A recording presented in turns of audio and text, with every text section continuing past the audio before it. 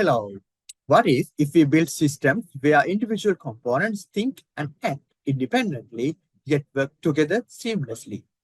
This is the power of multi-agent system. By distributing intelligence among agents, we achieve a system that not only modular but also scalable and autonomous. In simple terms, a multi-agent system is a system composed of multiple intelligent agents, each with specific roles and capabilities working collaboratively to achieve a common goal. In Tech Heaven, our technical item shop, these agents form the backbone of our operations. The inventory agent responsible for tracking stock levels and managing item availability. The order agent tasked with processing orders and coordinating other agents.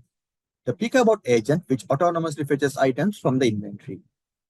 Moving on, we chose a multi-agent system or a traditional centralized system for several reasons. First one, decentralization. Tasks are distributed among agents, making the system modular and more fault-tolerant. Second one is the scalability. Adding new agents such as delivery agent integrates smoothly without redesigning the entire system. Autonomy. Agents operate independently, performing tasks without constant supervision. For example, the pickup agent fetches items autonomously based on order requirements. The backbone of a multi-agent system is its ontology. It provides shared understanding. Ontology defines common concepts like item, order, and action, enabling agents to interact seamlessly. Data consistency. Relationships and constraints in the ontology ensures data integrity. For example, it's the available property dynamically updates based on quantity. Interoperability. All agents use the ontology as a common framework, ensuring smooth communication. Consider this scenario. A customer places an order. The order agent checks the availability of items using the inventory agent. Once confirmed, it delegates the task of fetching item to the pickup agent, which autonomously retrieves them from the inventory, and all interactions are guided by the ontology, ensuring accuracy and consistency. Now that we understand the purpose of implementing the system as a multi-agent system and the role of ontology, let's dive into the implementation details and see how these concepts come to life in our code bases. This ontology is built around key concepts, which we represent as classes. Think of classes as categories or types of things. We have four main classes in this system. They are action to represent any task performed within the system. We have specified types of actions called subclasses, such as fetch action to retrieving an item, order process action to handle an order, and then update action to change inventory information. And then the agent. This is represent any entity that perform an action. We have different types of agents, including inventory agent, order agent, and pickup agent. Then item. This represents the actual product we manage, such as laptop, smartphones, and tablets. In the last class is order. This represents customer orders placed within the system. Then next, these classes are connected by object properties. These properties define the relationships between different entities. So as some examples, the fetches property links a pickup agent to the items it retrieves. So if a pickup agent retrieves a laptop, the fetches property creates that link. Then the manager's property links an inventory agent to the items it oversees. Next, performs property links any agent to the action it executes. For example, if an inventory agent performs an update action, this property captures that relationships. Then processes property links an order agent to the order it handles.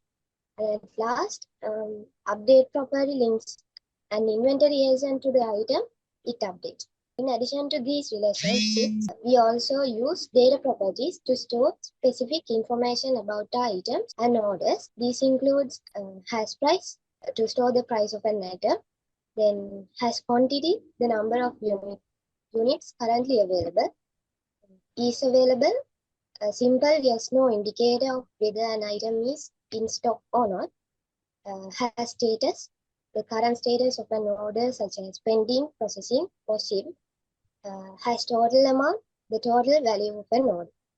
We also have individuals which specific instance of our classes. For example, laptop, smartphones, and tablets are individual of the item class.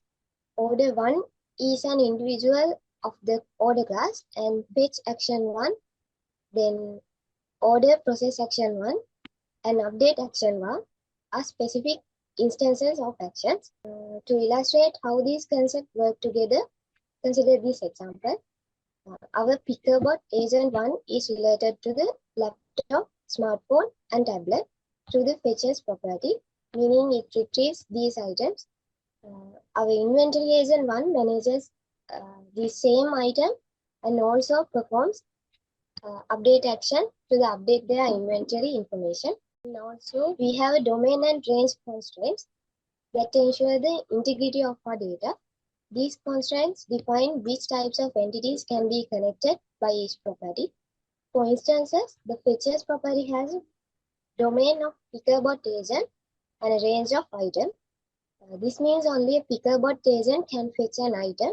Similarly, this manages property has a domain of inventory agent and a range of items. Finally, we also use functional properties. These are properties like has price, has quantity, and has status, where each individual can only have one value. A laptop can only have one price at a time, at a given time, one quantity in stock, and one current status for an order. So this ontology provides a clear and structured representation of our inventory system, allowing for efficient management, accurate tracking, and improved communication. So that's all from my part. Now I hand over the presentation to Tharupa to explain about Pickerbot agent. The Pickerbot agent class in the code represents a robot agent that is responsible for fetching items in the inventory based on a user order. This class has several methods and attributes that manage its behavior, including battery management, fetching items, and recharging. When it's come to the attributes of Pickerbot agent, unique ID attribute stores a unique identifier for each Pickerbot. Model attribute stores the model information of the Pickerbot, and the status attribute indicates the current status of the Pickerbot. It can be either ideal or busy. And then the battery attribute represents the battery level of the Pickerbot, which is initially set to 100. And then UI attribute is a reference to the UI instance. It's passed to the Pickerbot so that the bot can update the UI. And then when it's come to the methods, it initializes the Pickerbot object with the unique ID model and a reference to the UI. It simulates the process of fetching items from the inventory before starting the task. It checks if the bot's battery level is above 10%. If the battery is too low, it triggers the recharge method. If the battery is sufficient, it sets the bot's status to busy. Simulate the time it takes to fetch the item using time sleep method, and then sets the status back to ideal. The bot battery level is reduced by 10% after each fetch operation, and the battery status is updated on the UI. Recharge method simulates the recharging process. It sets the Pickerbot's battery to 100% after a simulated recharge time of 2 seconds. The battery status is updated on the UI to reflect the full charge. So as a summary, the Pickerbot agent class is primarily focused on managing the Pickerbot status, battery level, and task completion. It interacts with the UI to provide updates on its battery level and to inform the user about task completion or issues. I will explain about the order agent in this system. So order agent basically acts as a brain in this system, and its basic job is to take orders from take inputs from the users and place the orders and communicate smoothly with inventory agent and Pickerbot agent to process an order accurately. So first, when an order is placed by place order method, it checks the availability of the items in the stock by get available items function. So if the items are available as the user requested, order agent communicates with picker bot agent to fetch these items by using get available picker bot method. So if there is an idle picker bot that is available to fetch these items, the picker bot can work according to the orders of the order agent. If there is no available picker bots at the moment, it notifies the user as there are no idle picker bots at the moment. After fetching the orders accordingly, the bill is calculated. After processing the whole order, according to the items that have been fetched from the stock, the ontology is updated inventory back to the status using save ontology method. So if an item is fetched, one item is fetched, the inventory reduces by one item. This ensures the real-time accuracy of the system. And in special cases, like if the request of the user exceeds the number of items in the stock, it notifies the user. And then if the stock has run out of items, it refills the stock using refill stock method. And then if in any case a worker needs to see a record of all the orders by view order history, they can view a recording of that.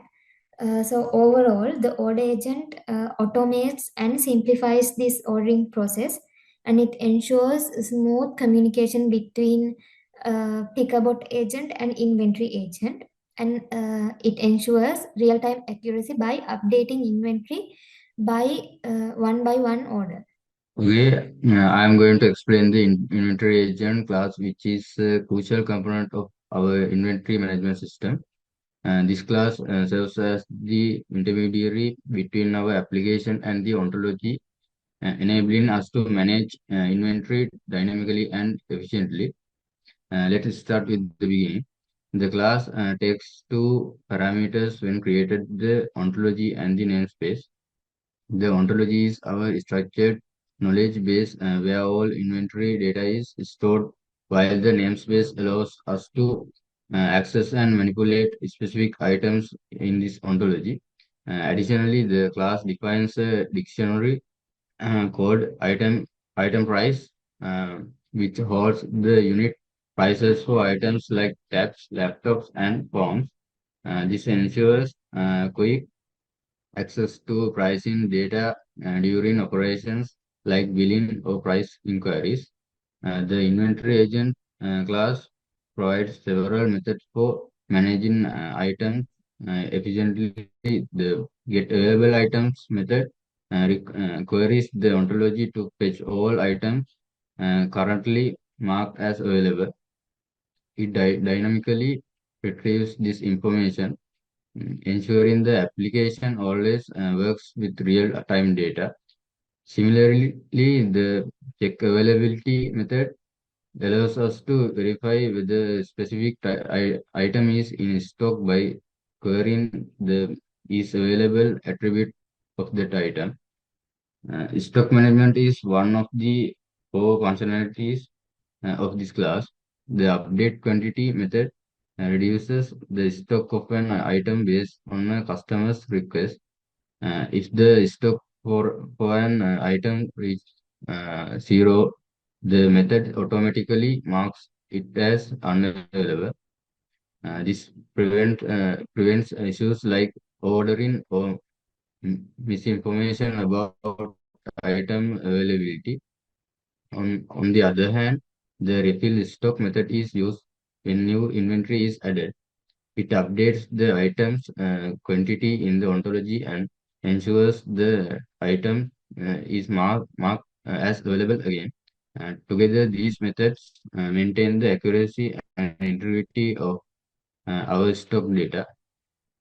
Uh, Another important feature is the ability to monitor pricing and low stock levels. The get price method retrieves the unit price of an item, enabling smooth integration with the billing system. The check low stock method is a proactive tool that scans for items with quantities below a predefined threshold, such as 5 units. This functionality allows us to generate low stock alerts and take action before running out of critical items. And finally, the save ontology method ensures that any changes made during operations are committed back to the old file, keeping the data consistent and ready for future use. This ensures that the system remains reliable and up to date at all times. Uh, and finally, the inventory agent class, which the gap between our ontology-based knowledge system and the operational requirement of inventory management. It combines efficiency, accuracy, and real-time data handling to deliver a robust solution for managing stock. This is about inventory agent. Next, I invite Gimasha to describe about GUI. Thank you, Pushpakumara. I am going to present the interface design of our inventory management application. This system is not just functional but also user-friendly, designed with simplicity and efficiency in mind. The interface in this code is implemented using the Kinter library in Python. The GUI is designed to manage inventory, process orders, and provide functionalities for buyers and sellers. In here, to summarize the technical aspects, let's talk about the tools and functions we use to create this interface. First of all, labels for static and dynamic text like welcome message and alert. Entry fields for user inputs such as search queries and quantities. Next, the buttons for executing actions like searching and placing orders and viewing history. And list boxes for displaying and selecting items dynamically. And the last one, message dialogues for pop-up notifications. Now here, let me briefly walk you through the interface workflow of our inventory management system. First, users start by selecting their role, buyer or seller, for a tailored experience. The buyer might be placing orders while the seller could be refilling the stock. They use the search bar to quickly locate available items. Next, users pick an item from the list box and input the required quantity. Orders are placed with the click of button, or users can view past orders for transparency. Finally, the system provides updates like low stock alerts, picker bot status, and total bills, ensuring a seamless workflow. By combining these tools, we've built an application that is not only efficient in managing inventory, but also prioritizing user experience through clarity and ease of navigation. Thank you. Let's move on to the live demonstration of how Tech Heaven operates in action.